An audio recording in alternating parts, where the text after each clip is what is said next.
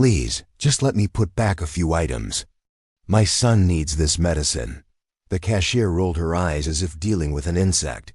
Your card's been declined 3 times. Step aside, you're holding up the line. The upscale grocery store in Manhattan buzzed with impatient sighs. In line behind them, CEO Sarah Mitchell stood quietly. Designer bag on her arm, but weariness deep in her heart. As cold stares fell on the father clutching his sick child, Sarah finally looked up and saw him.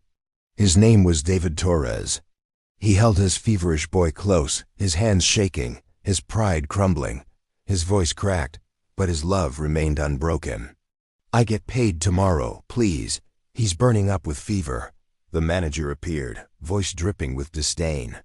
Sir, this isn't a charity. Remove yourself or I'll call security. And just as he reached for David's arm, Sarah's voice cut through like thunder. Touch him, and I'll buy this entire store just to fire you. Everyone froze. The manager stammered, Ma'am, he clearly can't afford. I said enough. Sarah stepped forward, placed her black card on the counter, and looked at David gently.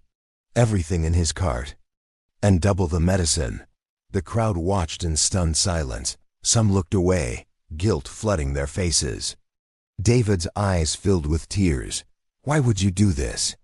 You don't even know me. Sarah paused for a moment. Because once, my mother stood in this exact same line with the same shame in her eyes. No one helped her. When the bags were packed, David's son tugged her sleeve weakly. Lady, are you an angel? At that moment, every judgment and cruelty in that store melted away. Sarah knelt down and smiled softly. No, sweetheart. Just someone who remembers what struggling feels like. Then Sarah stood and faced the watching crowd. We throw away enough food to feed nations, yet we shame a father for trying to heal his own child. The room fell into complete silence. David grabbed her hand tightly. I'll pay you back. I promise, every single cent. Sarah shook her head gently. You owe me nothing. You reminded me why kindness still matters.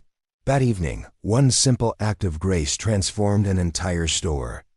Just as Proverbs 19:17 says, whoever is kind to the poor lends to the Lord, and he will reward them for what they have done. If this story touched your heart, write Amen in the comments and share this with someone who needs hope today.